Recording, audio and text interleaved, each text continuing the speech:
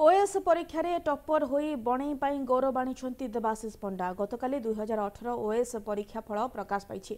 एथिरे बणई block जकेईकला grammar प्रसन्न पंडा और प्रमिला द्विवेदी पुओ देवाशीष पंडा प्रथम स्थान अधिकार करिसेंती। निजर सफलतार श्रेय निज बापा मां को देइछंती। एथिपाई से कठिन परिश्रम करथिले बोली कहिसेंती। आगकू से आईएएस परीक्षा पाई प्रस्तुति जारी रखिबे बोली कहिसेंती। तांकर एही सफलता परे विभिन्न महलरु तांको शुभेच्छार सुओ छुटुछि।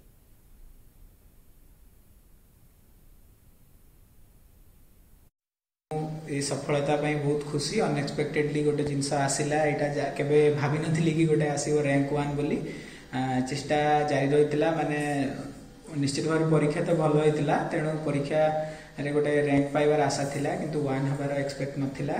बहुत खुशी लगला रिजल्ट शुणिकी आउ श्रेय देवी कठिन परिश्रम हार्डवर्क को श्रेय देवी निश्चित भाव में स्मार्ट वर्क एंड हार्डवर्क बहुत दरकार। ये गोटे इन्स्पिरेशन थिला आशीर्वाद भी ईश्वर थिला जहाँफल सफलता पाई।